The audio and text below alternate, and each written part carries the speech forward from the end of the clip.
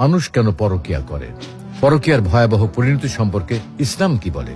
সাম্প্রতিককালে যেসব সামাজিক ব্যাধি ভয়াবহ রূপ ধারণ করেছে তার মধ্যে শীর্ষে রয়েছে পরকীয়া। প্রতিদিনের খবরের কাগজের একটা অংশ থাকে পরকীয়ার খবর, আর এই পরকীয়ার নিষ্ঠুর বলি হচ্ছে স্বামী বা স্ত্রী, পিতামাতা ও সন্তান সহ পরিবারের অন্যান্য সদস্যরা। বিশেষ করে শিশু সন্তানরা এর বলি হয়ে মারাত্মক ক্ষতির সম্মুখীন হচ্ছে, এমনকি খুনের শিকার পর্যন্ত হচ্ছে। ইসলামে পরকীয়ার শাস্তি।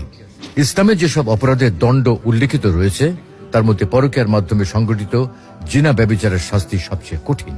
ইসলামে ব্যভিচারের সকল উপায় উপকরণ বন্ধ করে দেওয়া হয়েছে। তা সত্ত্বেও কেউ জিনা ব্যভিচার করলে তাকে কঠিন শাস্তির সম্মুখীন হতে হয়। সাক্ষ্য প্রমাণ সাপেক্ষে জিনা ব্যভিচার প্রমাণিত হলে এর দুই ধরনের শাস্তি রয়েছে। এক, অবিবাহিত নারী পুরুষের শাস্তি। পরকীয়ায় জড়িত দুইজনের একজন যদি অবিবাহিত হয় তাহলে তার শাস্তি হলো প্রকাশ্যে 100 বেত্রাঘাত করা।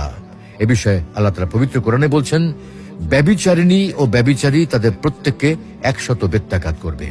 পবিত্র কোরআনে আরো উল্লেখ রয়েছে, আর যদি তোমরা আল্লাহ এবং পরকালের প্রতি বিশ্বাস করো তাহলে আল্লাহর বিধান কার্যকরীকরণে তাদের প্রতি দয়া যেন তোমাদেরকে প্রভাবিত না করে, এবং মুমিনদের একটি দল যেন তাদের শাস্তি প্রত্যক্ষ করে।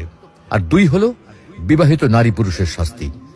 পরকীয়ায় জড়িতরা যদি বিবাহিত হয় তাহলে তার শাস্তি হলো রজম করা। তবে এখানে বিশেষভাবে জেনে রাখা প্রয়োজন যে জিনা ব্যভিচারের এই শাস্তি বাস্তবায়ন করার দায়িত্ব কেবলমাত্র দেশের সরকারের। কোন ব্যক্তি বা সামাজিক দায়িত্বশীল ব্যক্তি তা বাস্তবায়ন করতে পারবে না।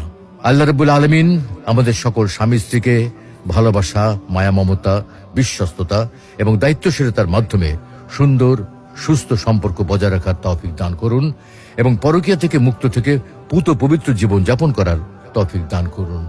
আমিন।